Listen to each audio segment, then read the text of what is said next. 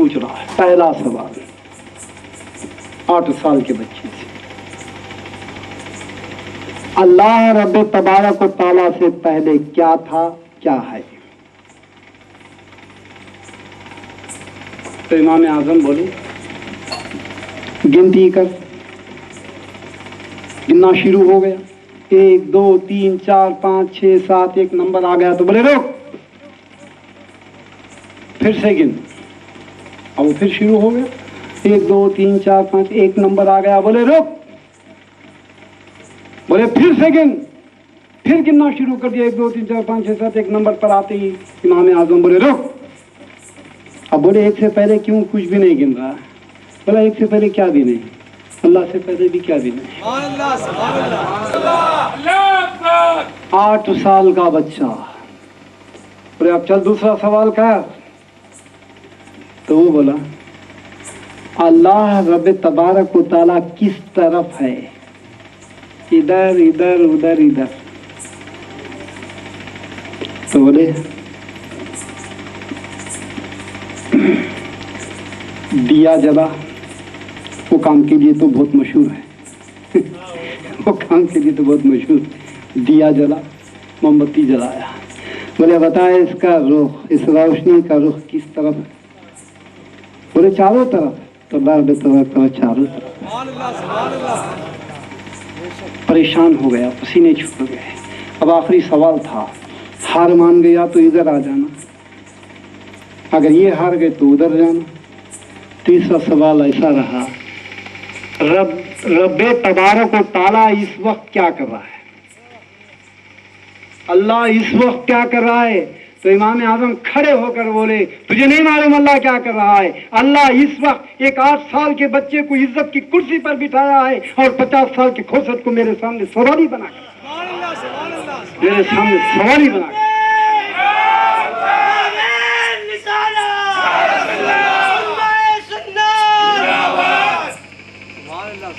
تو امام بخت جواب دینے کے بعد اسلام میں داخل ہوا۔ یہ حضرت امام اعظم جن کی عمر اس وقت 8 سال تھی، ابھی جب سن بلوغ کو پہنچے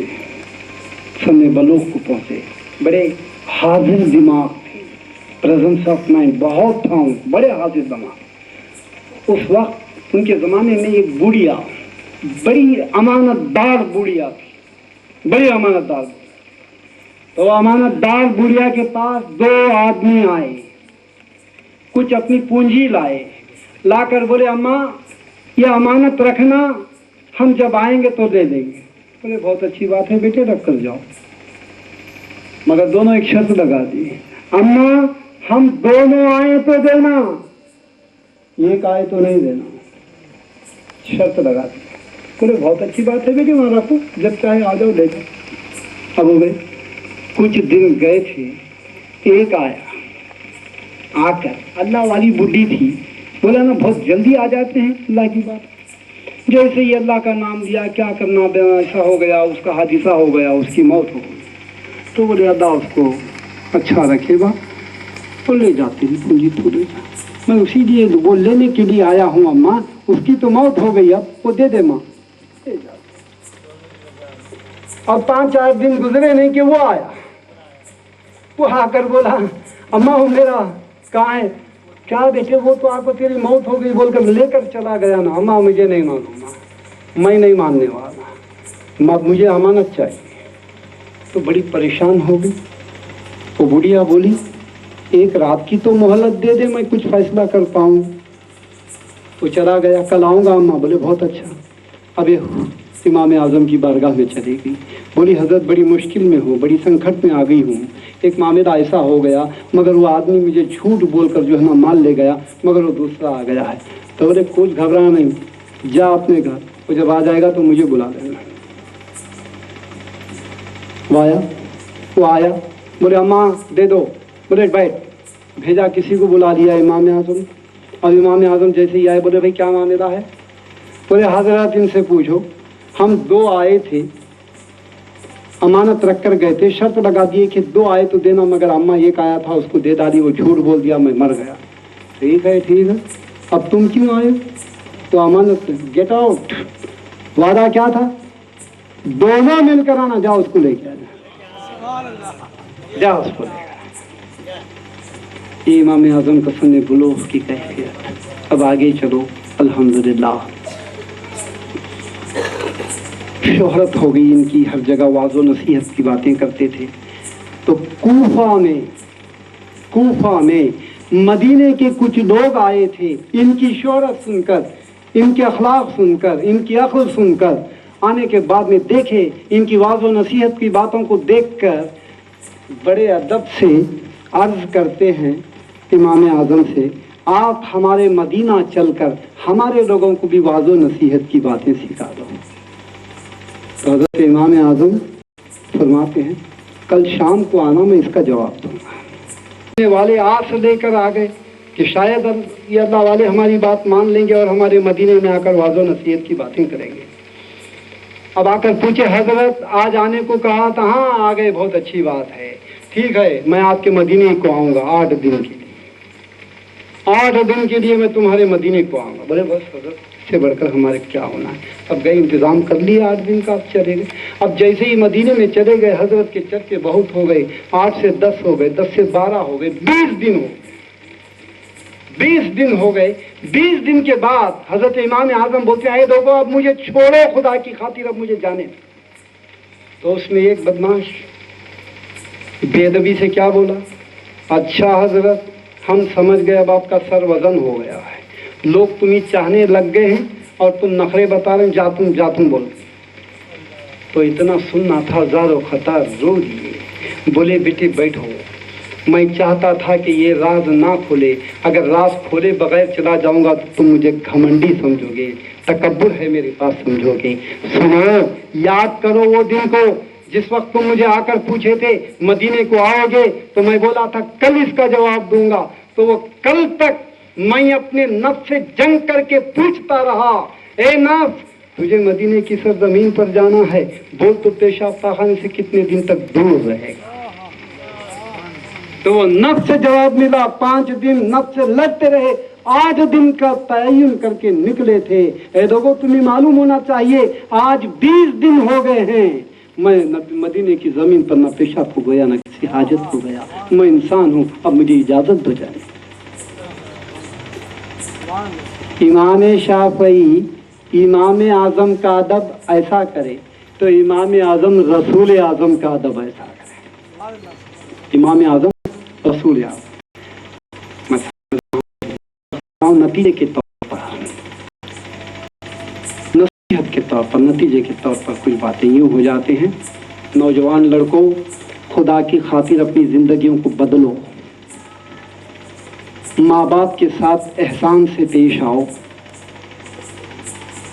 तुम्हें नहीं मालूम, मैंने देखा है इस माहौल को, तभी तो ये इस्लाही तकरीर करना चाहता हूँ, वरना मैं अज़मत मुस्तफ़ा पर मेरा मकसूद था।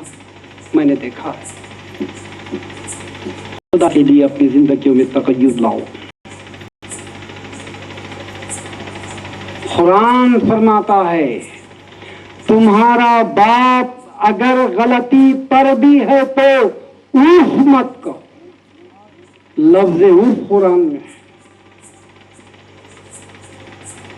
समझ में आ रही है? तुम्हारा बाप अगर गलती पर भी है तो उफ मत कहो।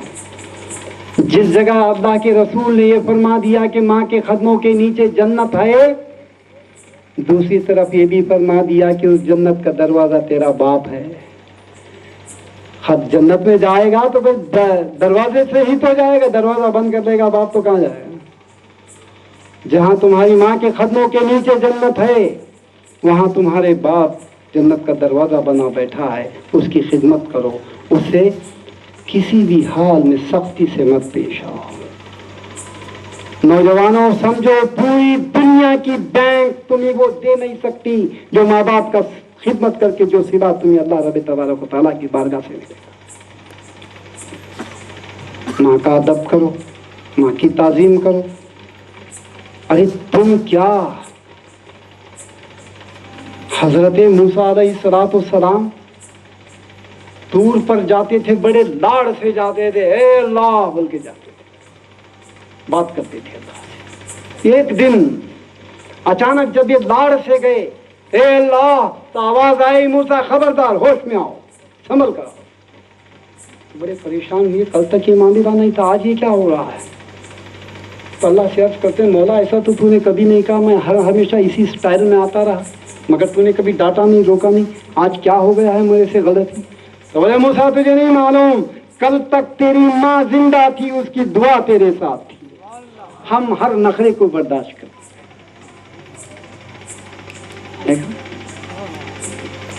ایک مرتبہ حضرت موسیٰ علیہ السلام اللہ کی بارگاہ میں عرض کرتے ہیں، اے اللہ، جنت میں میرا ساتھی کون ہوگا؟ یہی تو سوچ کر پوچھے ہوں گے نا، بڑا متقی ہوگا، بڑا پرہیزگار ہوگا، بڑا علم والا ہوگا، عمل والا ہوگا۔ تو اللہ رب تبارک و تعالیٰ کی طرف سے آواز آئی، موسیٰ تو جاننا چاہتا ہے کہ جنت میں تیرا ساتھی کون ہے تو سن، فلانا مقام پر چلے جا، وہاں ایک قصاب ہے، وہ تیرے ساتھ جنت میں آئے۔ تو حضرت موسیٰ سوچے یہ قصاب اتنا بڑا کیا کام کر رہا، وہ ایسا کون سا عمل ہے جو اللہ کی بارگاہ میں قبول ہو گیا اور میرا ساتھی بنا دیا؟ اب وہ گئے اس قصاب کے پاس، حیرت کی انتہا نہیں رہی، گندی گندی گالیاں اس کی زبان سے نکل رہی ہیں، گالی گلوچ کر رہا ہے، مال میں ناپ تول میں کمی کر رہا ہے۔ اب جیسے ہی حضرت چلے گئے، بولے السلام علیکم حضرت۔ وعلیکم السلام، بھائی آج میں تیرا مہمان بننا چاہتا ہوں۔ بولے بہت اچھی بات ہے حضرت، مگر مہربانی کرنا ذرا وہاں بیٹھ جانا، میں بیپار ختم کر لوں گا پھر آپ کو گھر لے چلوں۔ بہت اب بیٹھ کر یہ سوچتے رہے کوئی ایسا بھی کام کرتا ہوگا جو اللہ کو بہت پسند آ رہا ہو۔ اب ختم ہو گیا کام تو وہ قصاب حضرت موسیٰ علیہ السلام کو اپنے گھر لے گیا۔ لے جانے کے بعد میں بولا حضرت اس کھاٹ پر تھوڑی دیر کے لیے بیٹھو، میں پکا کر تمہاری بارگاہ میں آ جاتا ہوں، اس لیے کہ میری ماں بہت بیمار ہے، ضعیف ہے، بیڈ ریڈن ہے، ہل نہیں سکتی، جھل نہیں سکتی، وہ دیکھو وہ کھاٹ پر پڑی ہے۔ تو بولے بہت اچھی بات ہے، میں بیٹھوں گا، تو جا اپنا کام کر۔ اب تھوڑی دیر میں پکا کر لے کر آیا، پک گیا کھانا تو حضرت موسیٰ علیہ السلام سے سوال کرتا ہے قصاب، اے اللہ کے نبی، آپ کیا چاہتے ہیں؟ آپ اکیلے کھا لیں گے یا آپ میرے ساتھ کھانا چاہتے ہیں؟ تو بولے اس کا تعلق، میرا اکیلا کھانا اور تیرے ساتھ کھانے سے تعلق کیا ہے؟ تو قصاب بولا حضرت اگر آپ اکیلے کھانا چاہتے ہیں تو ابھی جوڑ دیتا ہوں، مگر میرے ساتھ کھانا چاہتے ہو تو میں اپنی ماں کو کھلانے کے بعد میں کھاؤں گا، میری ماں کو کھلاؤں گا پھر کھاؤں۔ تو بولے تیری ماں کو کھلا دے، میں تیرے ساتھ کھا لوں گا۔ اب ماں کو کھلا رہا تو بوڑھیا بالکل بوڑھی ہو چکی تھی، بالکل زبان سمجھ میں نہیں آ رہی، وہ بات ایسا کر رہی تھی۔ کھانا گنا لے گیا، نوچتا رہا، چاپتا رہا، چاپ کر نرم کر کر کے کھلا دیا، پانی ادھر سے جا رہا تھا، اس کو صاف کیا، صاف کر کے بولے اماں اب تم بیٹھو، میں ذرا اللہ کے نبی کے ساتھ کھانا کھا لیتا ہوں۔ اب وہ بڑی معلوم نہیں کیا بکتی رہی، بیٹا نہیں سمجھا، اللہ کا نبی سمجھ گیا کہ وہ ماں کیا بول رہی۔ وہ ماں کھلانے کے بعد میں منہ ہلاتے ہلاتے بول رہی تھی، اے اللہ میرا بیٹا میرا کتنا خیال رکھتا ہے، مولا میں ہاتھ اٹھا کر دعا کرتی ہوں کہ میرے بیٹے کو موسیٰ کے ساتھ جنت میں رکھنا۔ دیکھو میرے بیٹے کو جنت میں رکھنا۔ ادب۔ ایک یہودی لڑکا تھا، یہودی 20-22 سال کا نوجوان لڑکا تھا، یہودی تھا، ایمان نہیں لایا تھا۔ کام کیا کرتا تھا؟ سرکار دو عالم صلی اللہ علیہ وسلم کی جوتیوں کو اپنے سینے سے لگا دیتا تھا۔ جب تک حضور اندر جاتے تھے جوتیاں اپنے سینے سے لگا، جب حضور باہر آتے تھے تو ان کے حضور کے پیروں میں پہنا دیتا، یہ کام کرتا تھا۔ ایمان نہیں لایا، ایمان نہیں لایا۔ کچھ دنوں کے بعد وہ لڑکا نظر نہیں آیا تو حضور بولے ابا بکر وہ لڑکا کہاں ہے جو ہماری جوتیاں سیدھی کیا کرتا تھا؟ بولے یا رسول اللہ معلوم ہوا ہے کچھ دنوں سے بیمار ہے۔ تو بولے ابو بکر تیار ہو جاؤ، ہم اس کی عیادت کو چلتے ہیں۔ تو بیمار بیٹا لیتا تھا، سامنے اس کے باپ تھا، آواز دیے تو باپ بولا دروازہ کھلا ہے آ جائیے۔ اب حضور گئے اس کھاٹ کے اوپر بیٹھنے کے لیے، دوسرا راستہ نہیں تھا بیٹھنے کے لیے، اور وہ لڑکا بھی بڑا پریشان تھا حضور کو بٹھاؤں کہاں، مگر اتنے میں حضور اس کے سرہانے بیٹھ گئے، چھوٹی سی جگہ میں بیٹھ گئے۔ بیٹھنے کے بعد میں حضور بولے بیٹے اب پڑھ لے, اب کلمہ پڑھ لے, وقت آ گیا ہے کلمہ پڑھ لے. تو بچہ اپنے باپ کو دیکھا, پھر آنکھیں نیچے کر لیا. حضور بولے بیٹے کلمہ پڑھ لے, اب وقت آ گیا ہے. تو پھر وہ باپ کو دیکھا. اب باپ کیا کرا, مجھے کیا دیکھ رہا ہے, بول رہا ہے تو پڑھ لے, مجھے کیوں دیکھ رہا ہے. اب اتنا اجازت ملنا تھا, اشہد ان لا الہ الا اللہ واشہد ان محمد رسول اللہ, پڑھ لیا کرنا. حضور اس کے سر پر ہاتھ پھیر کر باہر نکلے. ابھی ایک قدم باہر نکلے تھے, ایک قدم باہر تھا, روح پرواز ہو گئی. تو اس بچے کی روح پرواز ہو گئی. تو سرکار دو عالم صلی اللہ علیہ وسلم کی زبان پاک سے کیا الفاظ نکلتے ہیں, اے اللہ تیرا لاکھ لاکھ شکر و احسان ہے, مجھ محمد کے صدقے میں ایک جہنمی جنتی ہو گیا, ایک جہنمی جنتی ہو گیا. یہ حضور کے الفاظ ہیں. میں حضور کے الفاظ یا رسول اللہ یہ آپ کو سہاتے ہیں, مگر مجھے جب یہ واقعہ بولنا پڑتا ہے تو میں یوں بولتا ہوں, یا رسول اللہ مجھ محمد کے صدقے میں یہ آپ کو سہاتا ہے. مجھے جب بولنے کا وقت آیا تو میں یہ بولوں گا, یا رسول اللہ آپ کے نالین کے صدقے میں وہ جہنمی جنتی ہو گیا. وہی تو کام کر رہا تھا, اس نالین کے صدقے میں وہ جہنمی جنتی ہو گیا. علماء بیٹھے ہیں, میں ان سے پوچھتا, ابھی جنتی ہو گیا, ایمان لا لیا, کیا ہو گیا, صحابی ہو گئے. اور صحابی کی تشریح علماء دین کیا کرتے ہیں, صحابی کس کو کہتے ہیں, آنکھوں سے دیکھنا اور خاتمہ ایمان پر, یہ دو شرائط. صرف سرکار کو دیکھنا تو پھر ابو جہل آگے آ جائے گا.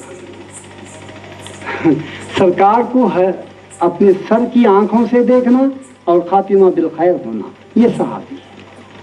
اب مرتبہ صحابی کا مرتبہ, کائنات کے تمام اغواص, اختاب, غوث الاعظم دستگیر کے مقابلے کے, ان کے مرتبے کے تمام اغواص, تمام اختاب کو ایک پلڑے میں رکھو. وہ صحابی جو 2 بجے ایمان لایا 4 بجے گزر گیا, اس کا پلڑا بھاری ہے, اس کا پلڑا بھاری ہے. یہ صحابی ہے. تو یہ جنتی بھی ہو گیا, ابھی غسل بھی نہیں کیا, جسم بھی نجس ہے, ایک وقت کی نماز نہیں رہ گیا, ایک وقت کا روزہ نہیں رہ گیا, مرتبہ اغواص سے آگے رہ گیا. وجہ مرتبہ عمل سے نہیں, دیدار مصطفیٰ سے ملتا. مرتبہ عمل سے نہیں, دیدار مصطفیٰ سے ملتا ہے. دیکھا یہ صاحب, یہ بچہ منٹوں میں اغواص سے آگے نکل گیا. ایک مشرک کافر حالت جنگ میں مقابلہ کرتا ہوا, صحابہ کرام کو زخمی کرتا ہوا, چیرتا پھاڑتا ہوا حضور کے سامنے آ کر کھڑا ہوا.